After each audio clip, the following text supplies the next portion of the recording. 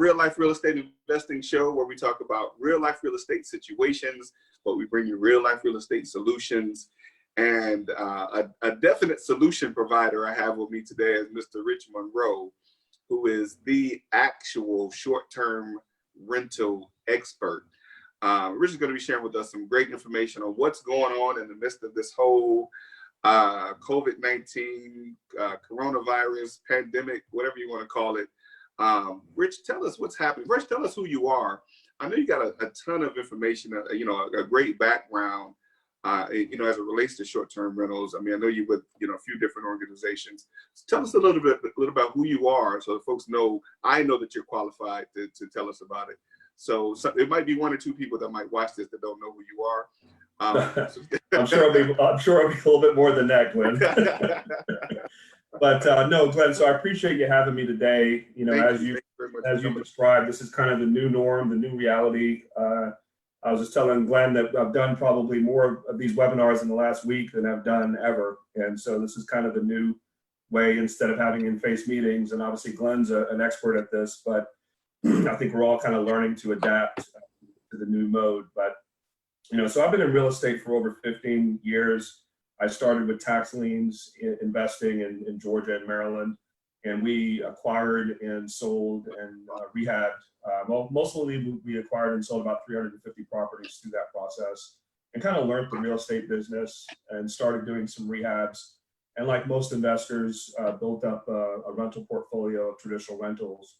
And about 2.5, 3 years ago, we started looking at the short-term rental model. And for us, it was kind of simple math. And you can generate 2 to 3 times your monthly rental revenue by doing short-term rentals. It's a little bit of a different animal. It's a hospitality business, and so you have to kind of make some changes in your operation.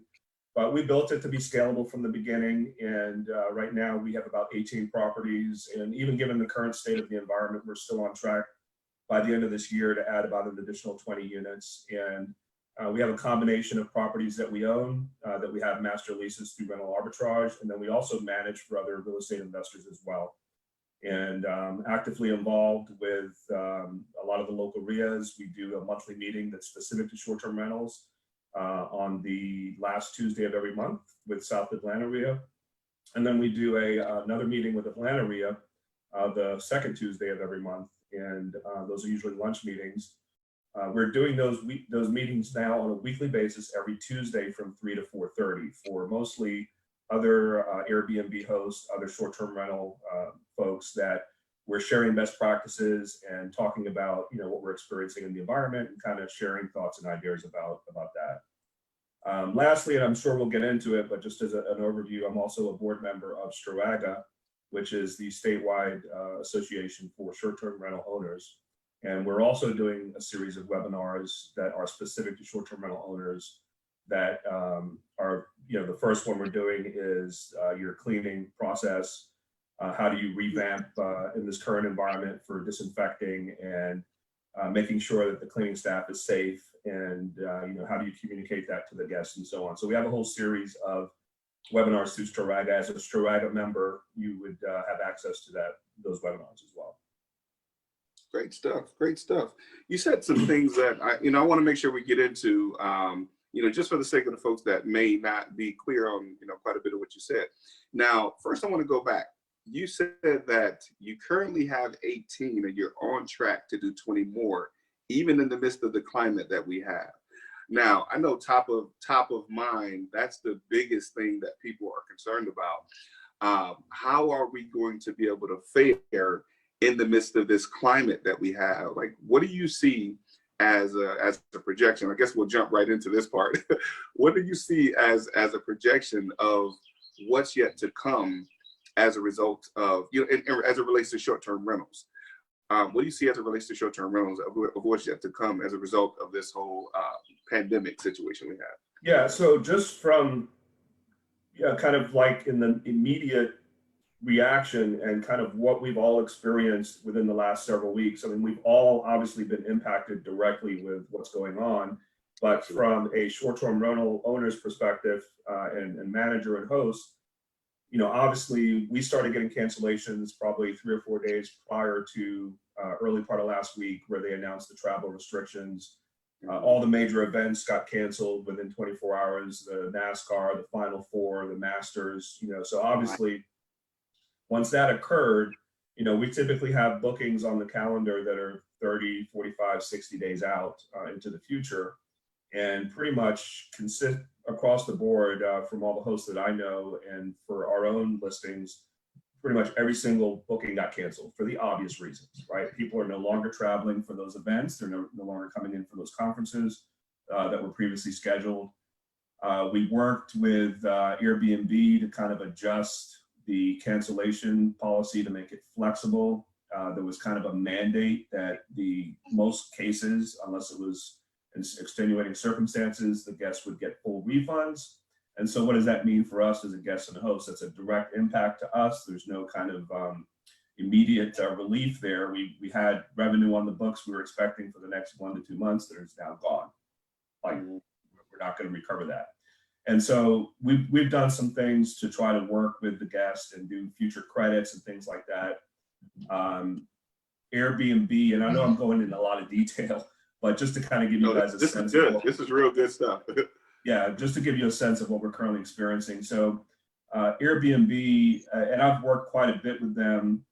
Some people kind of say that you shouldn't say that you have an Airbnb because of all the negative connotation with it, that you should describe it as short-term rental. But my personal opinion is, there's a reason why that business has been so successful is because of the way that platform is run.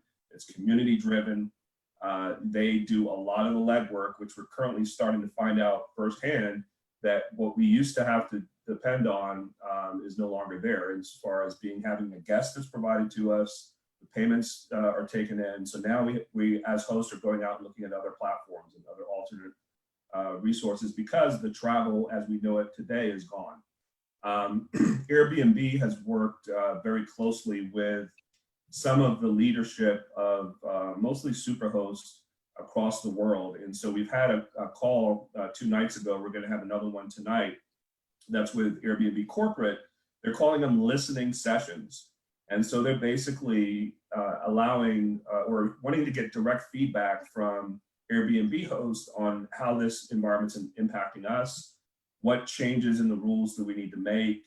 For example, things like waiving the superhost qualification in the meantime while all these things are happening.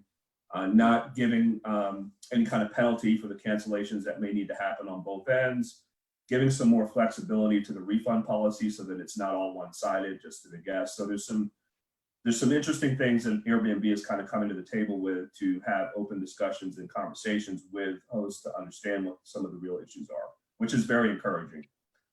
They've also directed to Congress a letter outlining the importance of Airbnb hosts and this whole industry as it's been impacted by what's going on in preparation for the disaster relief bill that they're currently working on. So, we are getting some support in that area. Now, me personally, and some of the things that we've talked about with our weekly meetings that we're doing with our community of hosts is we're coming up with alternate platforms to explore. And we don't know if this is going to be 2 months or 6 months or how long this is going to last. But the way I view this is, we've got to find some interim solutions to work through this process until we kind of get back to the way that we used to be. Now, what does that mean? So, for example, we've had an interesting dynamic last week with the universities shutting down. And basically international students that are being kicked out of the dormitory. Now, if you're a local student, you go home to mom and dad, but if you're from another country or another state even, those folks need housing. Now, Airbnb a few weeks back made a policy change on their platform where if you're under 25 years old, you're not able to book on Airbnb because of the problems they've had with parties and local younger folks throwing parties.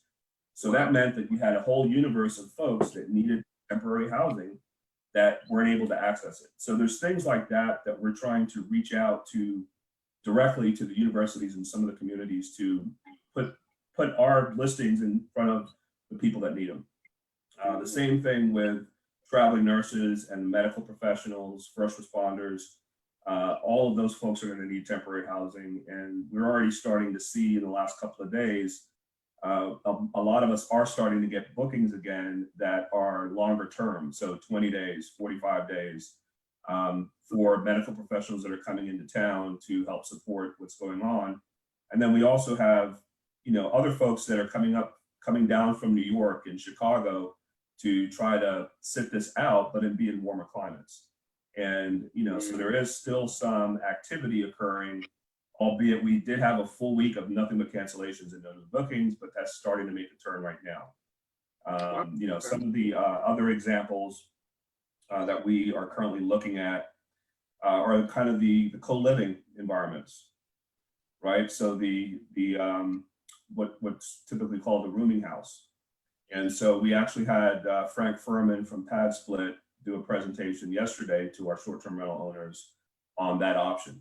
And they do some pretty creative things with converting a 5-bedroom home into 7 bedrooms.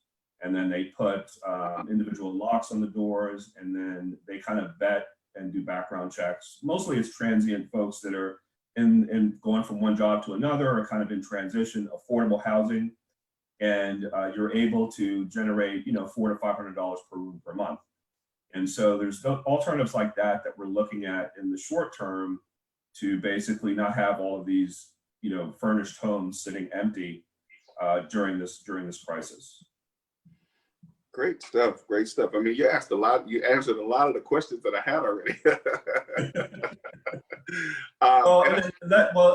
Let me directly address your question about, how do I feel about the market and the opportunity in short-term rentals going forward? So, given the current environment, and it's the same thing as real estate in general, there are a lot of potential opportunities that are there. There are folks that are going to be walking away from their mortgages more than ever.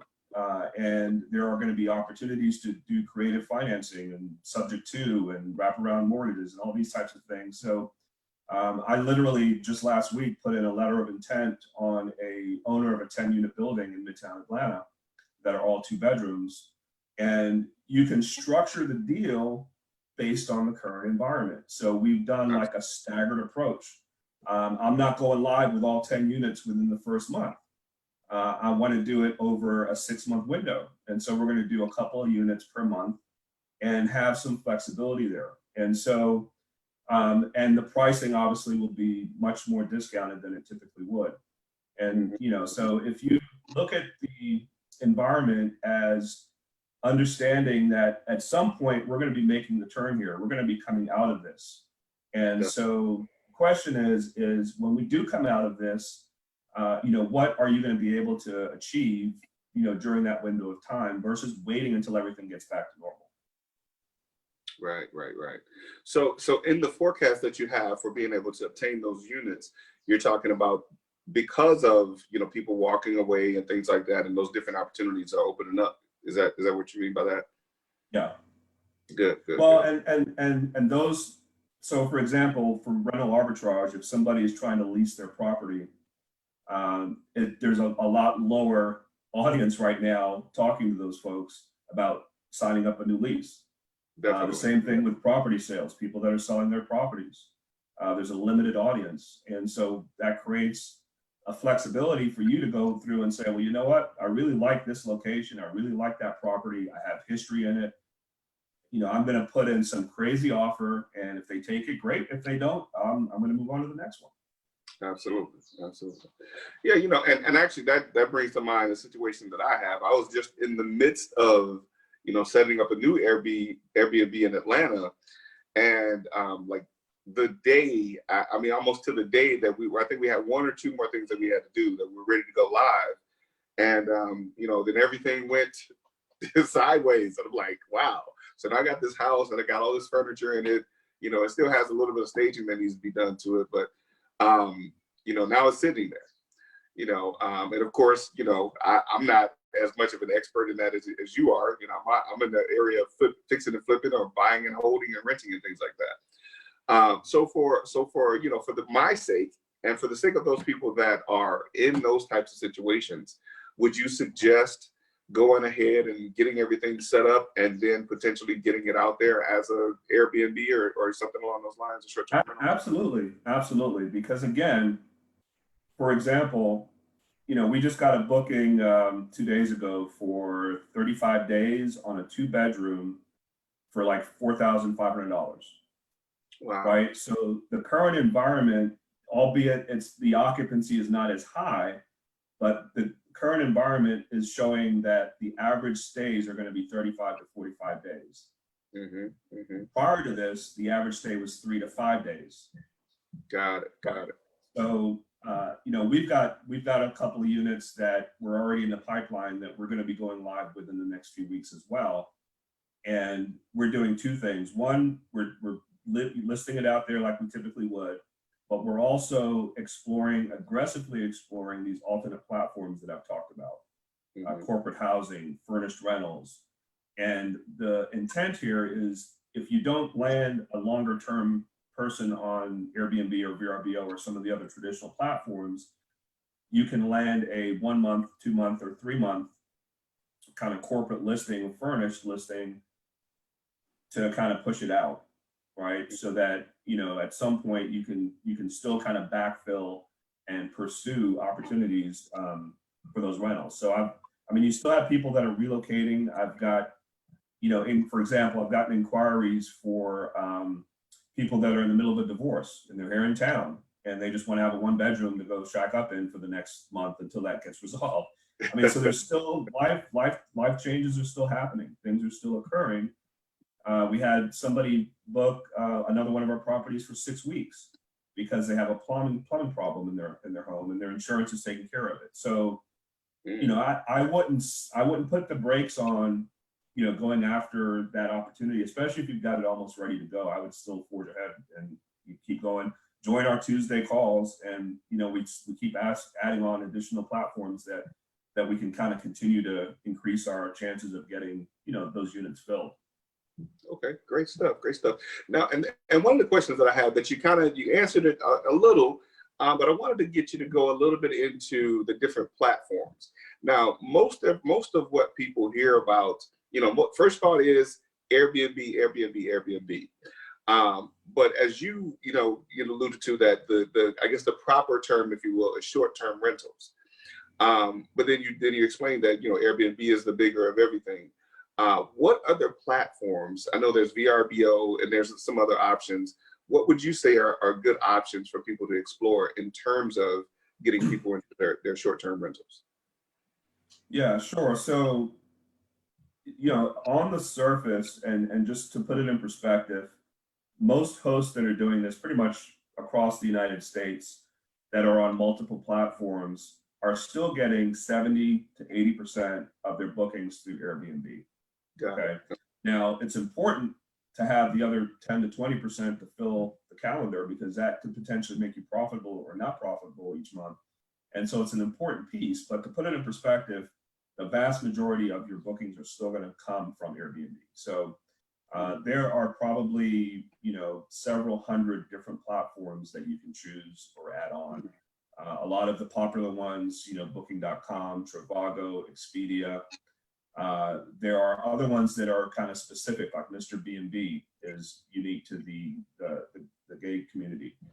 So there's different niches of platforms that are very similar to what Airbnb does, but they're very unique. There are probably 20 or so platforms that are unique to Europe, unique to Asia, unique to the Hispanic market and South America.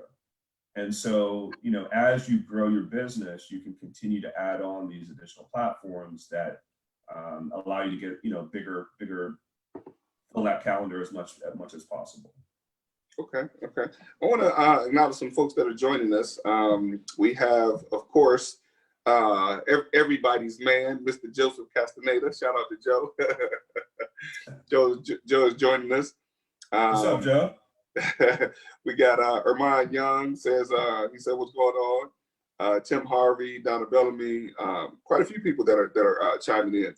And again, for those of you that are joining us, if you have questions, I mean, as you all can tell, Rich is an absolute expert in this stuff. Like some of this stuff is going over my head, but I want to make sure you guys are getting the value that he's actually giving us. So if you got any questions to add, go ahead and drop your questions in the comments, and we'll get to answering those. But one thing in particular that I know, I mean, I understand what it is because I've done plenty of what you're saying as it relates to arbitrage. Can you kind of explain to the people that are watching, how does that process work? What is a rental arbitrage? Yeah, sure. So the rental arbitrage model is basically taking a property and, just like a traditional tenant would, engaging in a lease with the landlord. And the arbitrage play is the difference between what your expenses are, including rent every month, and what you can charge and command as a short-term rental. And you put specific things in the lease that give you the ability to be very upfront. The landlord and the owner, you're renting that property for the purposes of doing short-term rentals or for corporate housing, and you're going to be making some changes to put an electronic lock, put in some technology to manage it. And this is something that the owner agrees to up front, and you put those terms in the lease. And this gives you the ability to, versus buying your own property and leasing it, or buying your own property and rehabbing it and getting a mortgage. This allows you to very quickly get into this business and learn it, and with a lower barrier to entry. You need the money for the lease, usually the security deposit the first month, and then you need the money to stage the property, and then you're off to the races. And this is another way that a lot of investors in town have kind of got into the space and done quite well with it. Good stuff. Good stuff. Now, I actually was looking into some apartments downtown and in Midtown where they actually do offer corporate housing, and I'm sure this is something that not very many people are familiar with. Where they offer businesses the ability to rent multiple units to provide corporate housing. Are you familiar with that? I'm sure you are. Yeah, and that's another strategy that we take and engage with some of the larger complexes, because to reduce their vacancy and and engage in kind of a master lease on multiple units at the same time. Mm-hmm. So, and you say a master lease. You mentioned that before. What is a master lease as it relates to Airbnb? Right. So it's just a way that you describe the lease. So instead of leasing one unit, you might lease 5 or 6 units, and all of those different units roll up to that one lease. And so that's why you kind of refer to it as a master lease. Good stuff. Good stuff. Yeah. And that's actually, and I asked that question for the purpose of people that are watching, because that was something that I was introduced to a few months back, that I had heard the term several times, but I didn't know that it was specific to, something that you could use for short-term rentals or corporate housing. So that is definitely a great opportunity. And it's a lot less qualifying than people might think as well. I mean, even the qualification process to be able to do a master lease was unbelievably simple. Just as long as you had a business in place. That's absolutely right. So, most landlords are asking for you to jump through all these hoops, fill out a rental application, you need a FICO of a certain level, you need to be on a job for a certain period of time. So all that stuff goes out the window when you have a legal entity that's been set up. And I've all the master leases I've done, nobody's pulled my personal credit. And so it's all based on the business and based on referral. You can actually provide referrals for other landlords that you've done business with. It doesn't have to be in the short-term rental space. You can just, show that as a reference. Definitely. Great stuff. Great stuff. Somebody, I think Michaela says, perfect timing for this talk. Actually, and I'll say, Rich, this talk is long overdue for us. We were supposed to do this some time ago. But I will agree with what Michaela said. Like, for what's happening in the current climate, it is perfect timing to be able to shed some light on how people can still make it through, what's going on in, with short-term rentals. Because I got several messages of people saying, oh, they got cancellations of thousands of dollars and things like that. So what happens? I guess give us a little bit of an idea of what happens in that process. I think you kind of told us a little bit about it. So in that process, if you have a cancellation of someone that's booked for, we'll say 10, 15, 30 days, and they cancel, how does that process? How do they scale back that process? So you see that you have a $5,000 booking, and all of a sudden they cancel. Is there a time limit that they have before they can cancel, and how does that process work? Yeah, so that's a good question. There's three different categories on the platform for the cancellation policy. There's flexible, moderate, and strict. Flexible, which is kind of where we have our booking set, our listing set at right now, just to encourage people to be comfortable with booking in this current environment. But flexible, the guest has the ability to cancel up until 1 day before they check in, and they get a full refund. Okay. Moderate is they have 14 days prior to the check-in date, that if it's over 14 days, they get a full refund. I mean, they actually get 50% of the refund instead of a full refund if they do it 14 days or more in advance. And then the strict policy is a lot more stricter, where it's a lot more difficult for them to get a refund.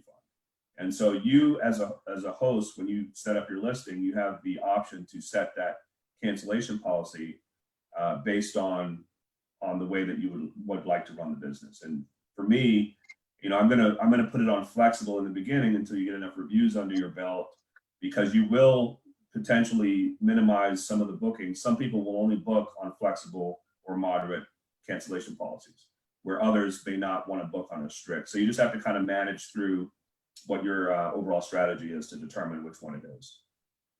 Okay.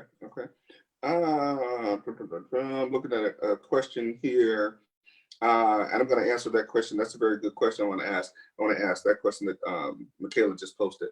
But I do want to ask, give us a little bit of an idea. You mentioned the word superhost. Many people are probably not familiar with that. Can you tell us, how does one get to become a superhost? Right. So a superhost is a different caliber of host on the platform that, again, for the same reason, some people that are avid travelers only want to look at listings that a superhost is the host, and it kind of puts you on a different level. So if you're going into this to run this as a business, that should be your first objective, is to become a superhost.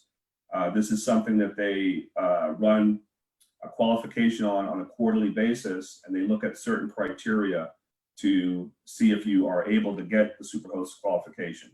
And it's based on a few different attributes. One of them is you have to maintain a 4.8 or higher review out of 5 stars. So all of your reviews that you get should be an average of 4.8 or more.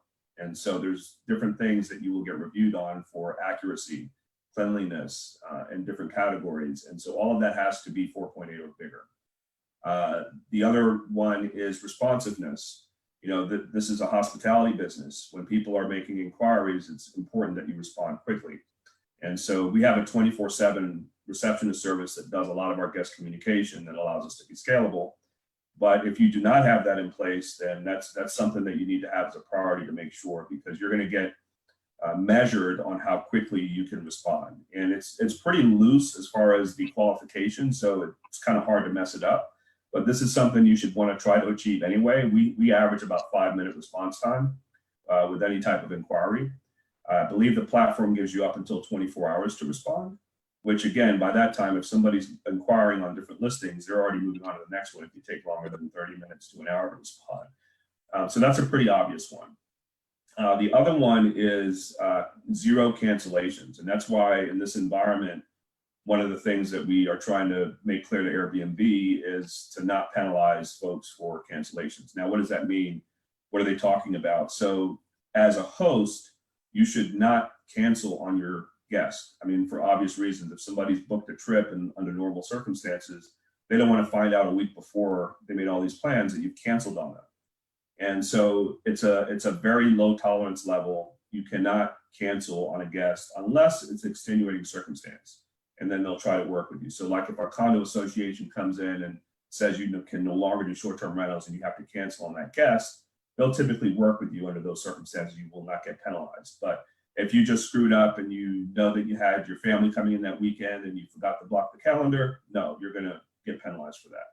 And so those categories get reviewed on a quarterly basis, and if you fall below them, you can basically lose that superhost status, or you maintain it. And the other benefit, even for people that are not checking the box, I only want to look at superhost listings, in the searching mechanism of the platform on Airbnb, when people are searching for listings, they will try to give superhost statuses a little bit more preferential treatment, because they know that we are running it like a business. We're professional. We've got true results, and so that helps with getting more eyes on your listings as well. Good stuff. Good stuff. All right, we have a question from the audience. Question from the audience says, "What platforms are you using for short-term leases for relocation and corporate needs for single-family homes?" So there's a couple of different ones. There's corporate housing by owner. There's some of the ones that are traditionally used, like Zillow Rentals, Trulia. So a lot of the typical platforms that you would have traditional rentals on, you can also find or place for furnished corporate listings as well. Oh, wow. Okay. So when you say furnished corporate listings, because that sounds like maybe the direction I might want to go. When you say furnished corporate listings, so if I placed it on, like you said, Zillow or something like that, is there a differentiating type of, is there a toggle in there that says it's a corporate rental as opposed to a regular rental, or is that something that you'd have to put in the description? In some of the platforms, they do have a designation for it, but in others, you would just simply mention it in the description of the listing to differentiate it. Okay. And so for example, Zillow, does Zillow have an option for corporate rental, or is it just something you put in the description? It's just I believe in Zillow, it's just kind of mentioned in the category, mentioned in the description versus a specific category for it. But it is, the Zillow Rentals platform is where you would put that. Got it. And for something like that, and the reason I asked that question, for something that there is no specific area where there's a corporate rental option, is that something that's regulated by yourself? I mean, the person that will be present. So imagine, for example, if Airbnb had a corporate rental option, they would regulate the situation with thereby somebody being able to rent through their platform. Is that right? Or so as opposed to you having to be the one to manage the whole process? So that's a good question. So there are realtors and property managers that specialize in doing property management for corporate housing or furnished properties. And so there are resources available that if you don't want to fool with any of that stuff, then they can help you with that.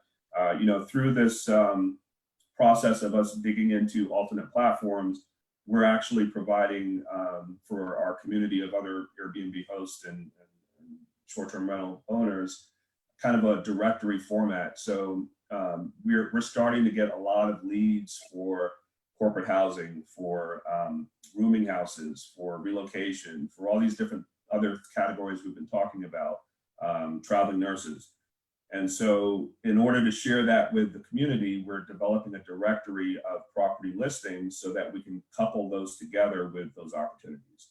And so if that's something that anyone's interested in, you can email me at info@diamondedgeproperties.com and just simply let me know what property size you have, where it's located, and what your monthly furnished amount is that you need to be at, and we will start potentially sending you some potential leads for that, property. Great stuff. So let's talk about, and I want to make sure I pronounce this correctly, Stroaga. Did I get that right? Yes, you did. Okay. So Stroaga is the Short-Term Rental Owners Association of Georgia. And I am a board member of that organization, and Pam Odell is the executive director. Pam has about close to 20 years experience of working with state lobbying efforts at the Capitol. and as well as on county and city issues. And she is also a short-term rental owner, so she's very passionate about the business. And this association was formed for the end game of addressing lobbying efforts to this space. I mean, as a lot of you probably know, with short-term rentals being fairly new, City of Atlanta, for example, has not clearly defined the ordinances for how things are to work. There are a few local cities and counties that have, and there's an initiative on the state level that we are leading that is basically a preemptive bill that will prevent local jurisdictions from outright banning short-term rentals. And so this becomes kind of not just a short-term rental issue, it's a real estate issue. As a real estate investor, whether you're doing this today or not, you should definitely be concerned and get involved, because in the next year to 2 years, a lot of the ordinances that are going to currently be defined is going to dictate your ability to do short-term rentals in certain areas or not. And so, I would encourage you to join STROAGA. It's stroaga.org to become a member. I think it's $50 per quarter. And whether you plan on doing this right now or not, you please get involved. We attend a lot of these hearings and these meetings that come up, because the unfortunate unintended consequences is that the way that these planning commissions start to try to make the rules is from hearing from disgruntled neighbors and people that have had bad experiences. And that's their first exposure to our business.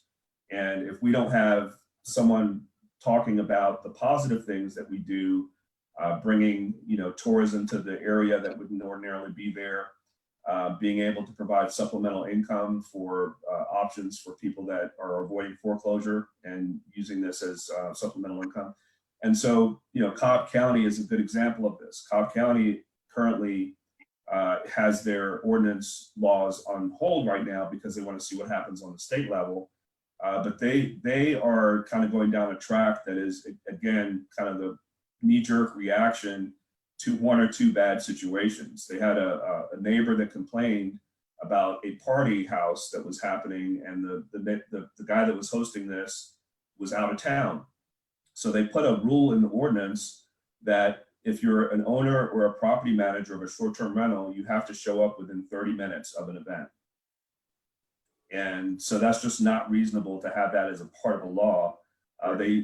They loosened it up to an hour, but again, I mean, that's just one example of them looking at one little small problem and trying to create the solution that doesn't make sense. The other thing they tried to do is say that, okay, well, if you want to do short-term rentals in Cobb County, you can only do it with your primary residence. You cannot do it if it's not your primary residence. And so again, as an investor, that knocks all investors out of the boat from being able to participate in Cobb County. And so these are the examples of, if we don't do anything and do not attend these hearings and have meetings with these legislators, these laws are going to get put into place. They've already happened in Forsyth County, in Peachtree Corners, in the city of College Park, in Brookhaven. You cannot do short-term rentals only for 6 months out of the year. So, these are some bad examples. There are some not too bad examples of ordinances that have been put in place, for example, in Hall County and Sandy Springs, that are basically just defining the rules. You have to register with the county or the city to let them know who the property owner is, or the property manager, so they know who to contact if something happens. And you have kind of like a 3 strikes, you're out policy. If you have any noise ordinances or complaints about parking, if that happens 3 or more times, then you have to be suspended. So that's all reasonable stuff. So I think, there's some middle ground, and that's part of what STROAGA does for their members, is we will actually go out and meet with the legislators and have those conversations and try to be proactive instead of having a lot of these things, just knee-jerk reaction. Not to go on and on about it, but I'll give you one more example. About a month ago in Grant Park, about a month ago in Grant Park, we had a host that had, I think, 2 mansions on the same street. And over the last 6 months or so, they would throw these parties and piss off the neighbors and generate all these complaints. The cops would be called. neighbors would take videos. And so they complained to the council member of that district in the city of Atlanta. And the immediate thing that the road they were going down is, oh my goodness, this is horrible. We need to put a moratorium on short-term rentals in the city of Atlanta until we figure this out. So what does that mean? Oh, well, that means everybody in Atlanta cannot do short-term rentals until they come to the terms of what the new rules are, which is just not, again, not the most effective way to go about doing things. So we had a team from Strawaga that came in. We met with the neighbors and understood what their issues were. We met with the city council member, and then we got those listings taken off the platform. And through having those meetings and having that evidence provided to basically have that problem go away. And so that's part of the other thing that we bring to the table is kind of the self-policing. You know, at the end of the day, it's in all of our best interests that we do things the correct way and have best practices in place. And that's one of the things that we're kind of actively working on now is kind of a certification process. If you are a Strawaga member, you'll be provided with a lot of guidance on, you know, the different tools that are available to us in this space to run the business. That sounds like a great idea. I mean, it sounds like it not only is it beneficial to be a Strawaga member, especially if you're doing short-term rentals. It sounds like it would be it might help in terms of being able to manage those issues like you're talking about. I mean, if a person is a Strawaga member, then they had those types of issues, then it could be policed within the organization as opposed to allowing, you know, the outside powers to be able to get involved. So that's good stuff. I mean, I see the benefits of it. So let me ask you a question. I mean, one place I don't know if you actually covered. I know College Park is put a complete ban on short-term rentals. Is that right? In the city limits of College Park, that's correct. Okay. So what is so now you cannot do any type of short-term rental there at all. And well, I believe the way it's defined, and this is the way it's typically defined, is 30 days or less is what's defined as a short-term rental. So if you have guests that are coming in for less than 30-day stays, then you're not allowed to do it. Okay. And how is that regulated? Would you have any idea? Like if you did, I mean, I'm sure if they found out, you get a fine or something like that, right? Yeah. So they have companies that, on behalf of the local jurisdiction, will go out and do searches to determine if you are actually, in fact, out there listing that property, and then they will go tack a notice on your door, just like code ordinance would, and fine you X per day if you don't take the listing down. Wow. So they have data miners searching Airbnb Exactly. to see. Yeah. Interesting stuff. All right, we have Michaela says, how are you determining a premium to charge for renting short term rather than 12 months or more? So that's a good question. And, I'm glad Joe Castaneda is on the meetup here, because he and I have developed a workshop, and we're probably going to be doing a webinar version of it. We've been doing them full day workshops. We've done a couple over the last 60 to 90 days, and we do a deep dive into understanding how do you analyze and price the nightly rate, not only the nightly rate, but also the occupancy, to determine which properties are going to do well and which ones are not going to do so well, to kind of help you navigate which properties to do this with.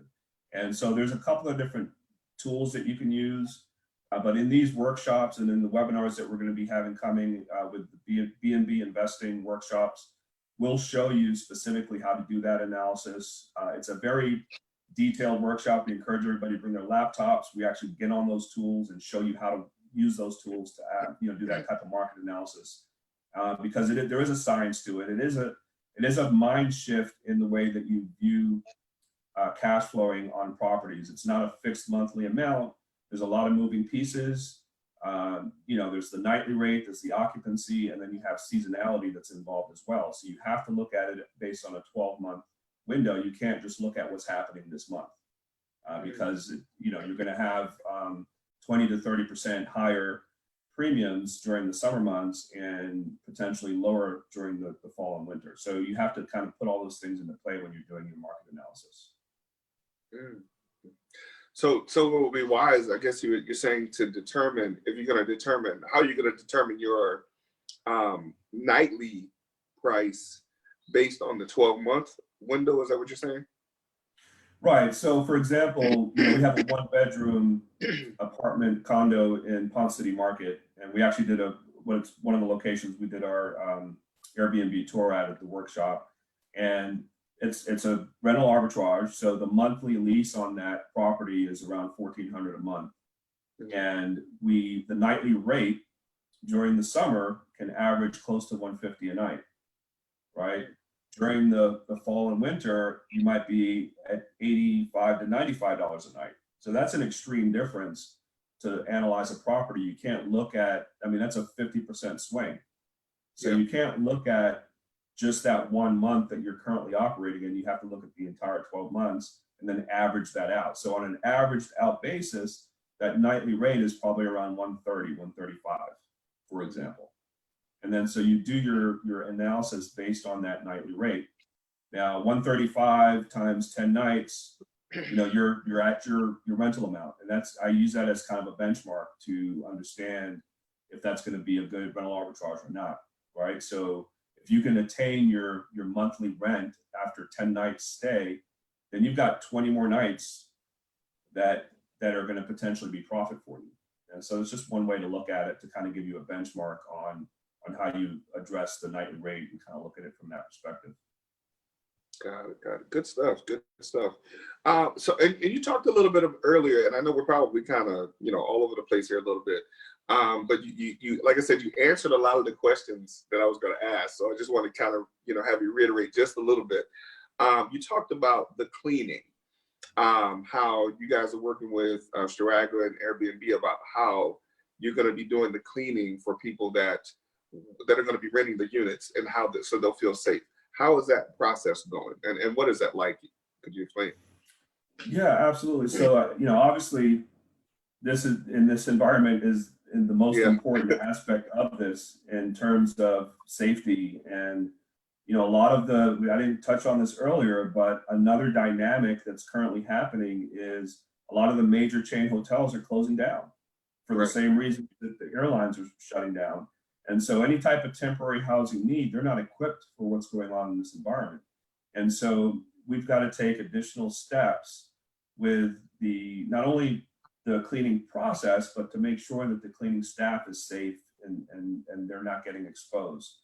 And so there's a protocol and a detail that we go through for each cleaning that takes additional time. So we're actually, we typically run our checkouts at 11 a.m. and then our check-ins at 4. And so there's usually that window of time that we do the turn or the cleaning for the next guest. So most hosts right now are expanding that time. We're usually adding on an additional day to account for the more time that's going to need to be taken, so that, for example, I mean, we usually typically through the cleaning process touch every surface anyway, but there's certain disinfectants that you have to use that basically kill this virus, and you have to make sure that you're doing light switches, doorknobs, remotes, like anything you can imagine in that unit has to be disinfected. And so that takes additional time. And the other thing that a lot of us are doing as a result of this is increasing the cleaning fee.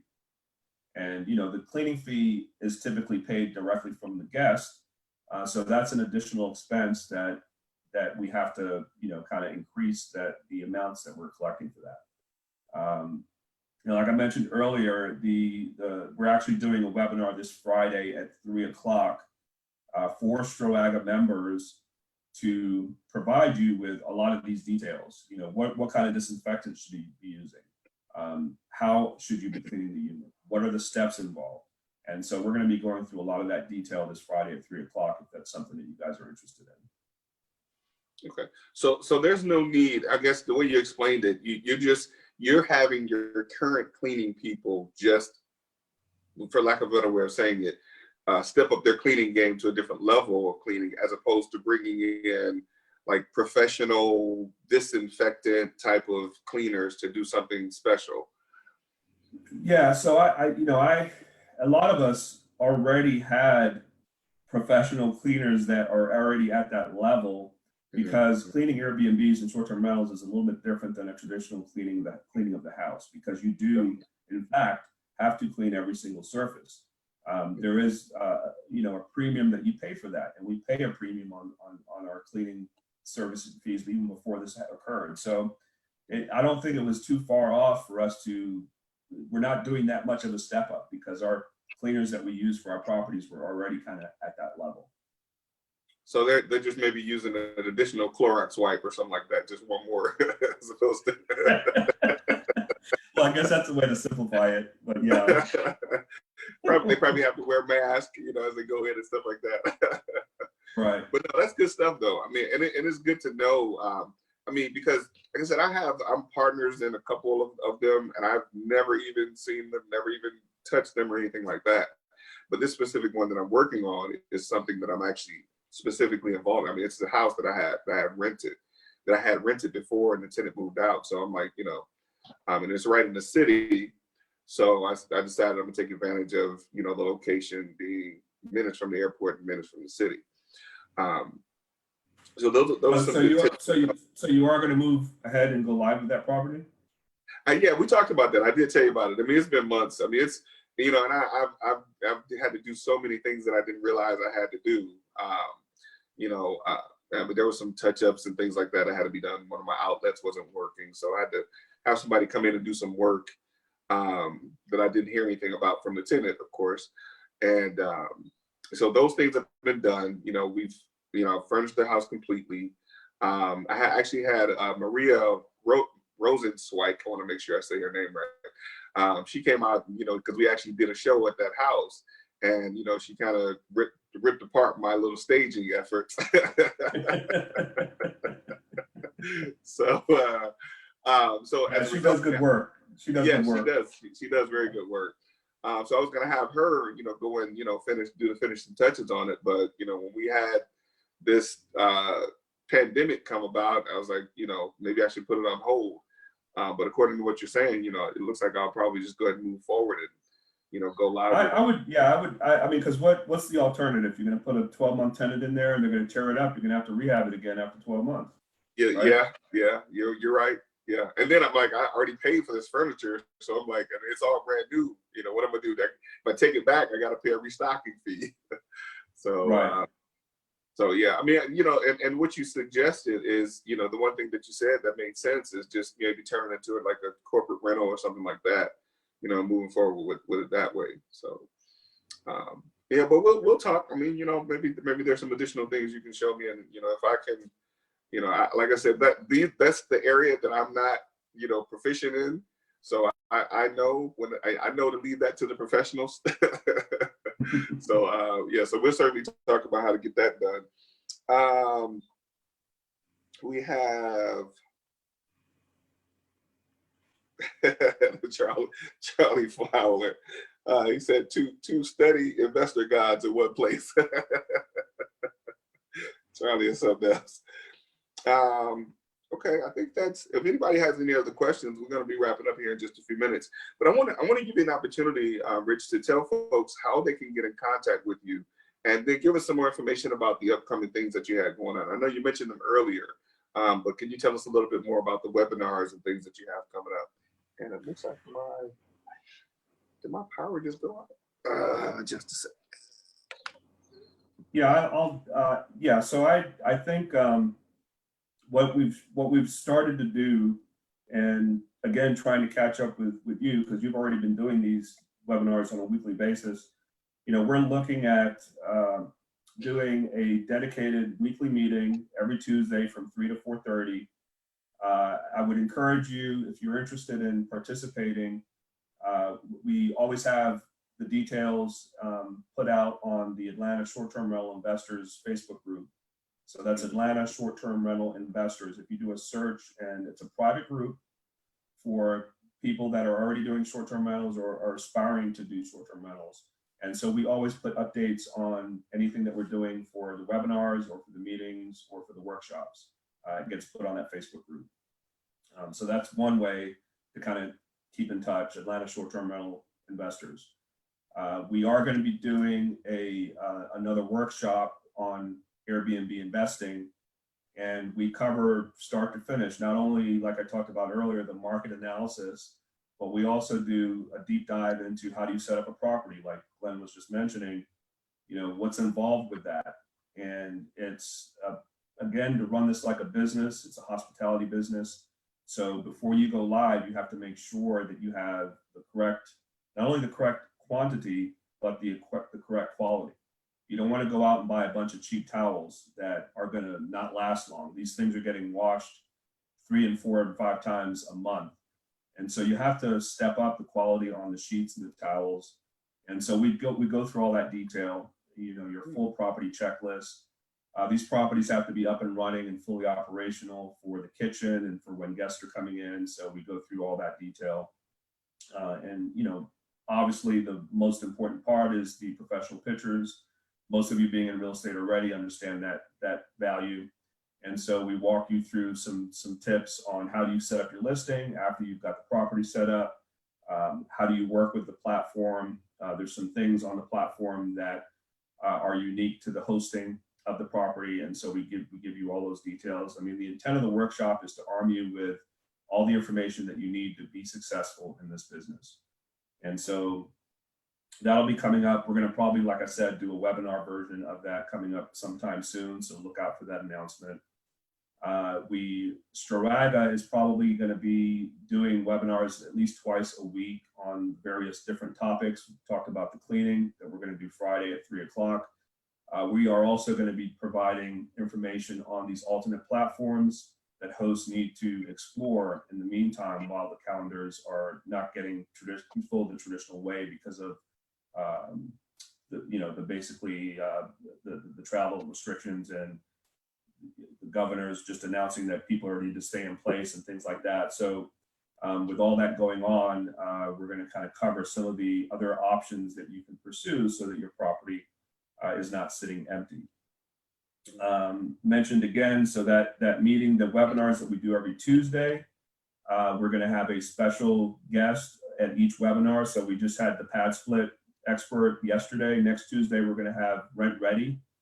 They are a platform that provides technology for landlords to do pre-screening. And we talked about Zillow and some of these other platforms. They do some automatic listings for those platforms as well. And then so every week we're going to have a different topic or a different avenue. We may end up having a lender that'll come and talk to us in this environment about short-term rental lending and how do you cash out refi on some rehabs that you might have sitting there that you want to push out longer and do short-term rentals with. So it'll all be focused on that as an end game. And if you're interested in some of the placement lists that we're going to be doing for helping you guys get some access to some of these ultimate platforms, again, you can email me at info@diamondedgeproperties.com. Let me know the property size, the property location, and the approximate monthly amount that you're trying to attain as kind of a corporate listing. And we will start sending, we'll get you guys signed up on that listing so that we can look at those options as we start going through these leads that are coming in for those alternate types of guest stays. So that kind of covers everything in terms of that we currently have going on. And, unfortunately, it's kind of the new reality and the new normal of doing these virtual meetings. Once this, we typically do these meetings in person every month. So there'll be the opportunity to do that, once things settle down a little bit. Okay, good stuff. Of course, our friendly legal guy, Charlie, asked a question. He says, okay, let me make sure I get this right. Do you two think legal issues for hosts? Oh, okay. Do you two think the legal issues for Airbnb hosts are changing due to virus?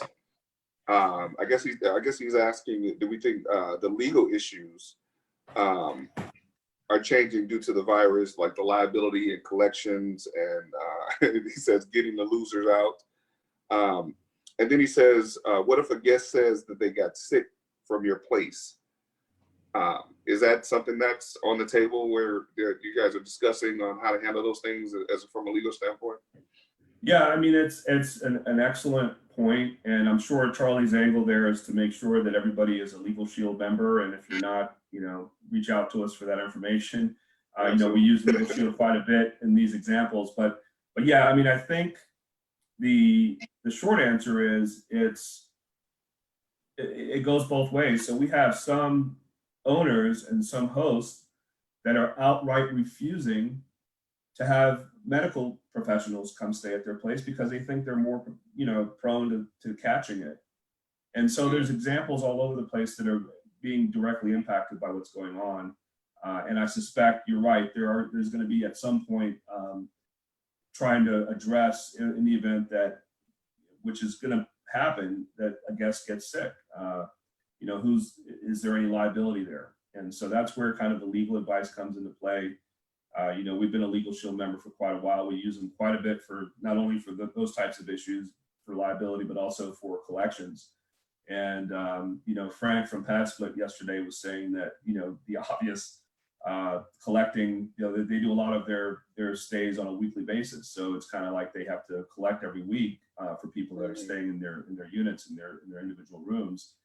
And so that's becoming a challenge for them as well. And, I think, I didn't talk about this earlier, but as an investor, and if you have multiple properties, if you haven't already, you should reach out to your creditor. Most creditors and banks, even the hard money lenders, are doing deferments where they'll delay your monthly payments during this time for 60. Most of them are doing it up to 90 days, maybe longer. And so it takes a quick phone call to kind of give you some breathing room in the meantime. But I would strongly recommend that you guys do that. It doesn't impact your credit. It pushes the payments to the back of the loan and just kind of puts everything in the holding pattern. So you should definitely take advantage of those options at the moment as we all kind of struggle through this current environment. Definitely. One last question. Michaela asks, who pays for the property matching services, the tenant or the property owner? So right now there's no startup, there's no kind of upfront expense with that. So it would be treated more like a management fee or a percentage of the monthly rent for those bookings. Okay, good. Well, I do have one other question. And we can wrap up with this. And this was a question that was asked some time ago that I wanted to pose myself. For those, but legally, if someone stays in your property for 30 days or more, you have to evict them to get them to leave. How does that fare as it relates to a short-term rental if someone does book for 30 days or more? Yeah, I think this issue comes up quite a bit in certain states, especially in California, where the laws are a little bit different. But I have yet, and I'm not an attorney, so I'll start with there. I don't know what the legal ramifications are, but it's always a concern. I have not seen an example of it in the state of Georgia. That doesn't mean it's not happening. However, again, it's kind of kudos to the process and the community of the Airbnb platform. If you're vetting your guests properly, the likelihood of something of that nature happening is going to be very slim in terms of somebody intentionally coming into it with the intent of squatting. The types of folks that are staying that are traditionally guests at these properties are not going to kind of go down that road. And having come from the tax lien world, I've experienced that quite a bit. There's the kind of there's different groups that feel as though they have the right to kind of go and take over property. We have to evict somebody in Savannah like 4 times because they would go in and change the locks and be in there with guns. And so it happens. Wow. And I've seen that firsthand, but I have not seen it yet in the short-term rental space in terms of it being a risk that you should be concerned about. Okay, good stuff. Rich, I can't listen. Your name is Rich for a reason because you provided us a wealth of knowledge and information on today. Listen, I can't thank you enough, man. Thank you for taking the time out of your day to share this information with us. I personally can, say that it's been extremely valuable for me. Hopefully it's been valuable for our guests, which I'm sure it has been. So listen, thank you again. Well, it's my pleasure, Glenn. It's been, you know, we've been trying to do this for quite a while, and I'm happy to make myself available. I know you do this meeting on a weekly basis, so anytime anything comes up, feel free to reach out. I'd be happy to participate. Thanks for inviting me today. Had a really good time, and hopefully we can all come together as a community and kind of work through these things that we're all going to contend with. These are life-changing, unprecedented events, but if we talk to each other, kind of work together as a community, I think we all can get through it. Absolutely, absolutely. Thank you again. Listen, I know there's a ton of information as it relates to this that we didn't cover, so part 2 will certainly be coming. And you know, I want to have you as a special guest. I'm going to be doing a panel, you know, this type of thing, you know, as it relates to short-term rentals and real estate investing in our current market. So, you know, we'll definitely be having that conversation. So listen, thanks again. Thank you all for joining us. Those that are joining us, thank you all for watching. We'll be back next week, same time, same channel. This has been the Real Life Real Estate Investing Show, where we talk about real life real estate situations, but we also have real life real estate solutions. Thank you all for watching. I look forward to seeing you real soon.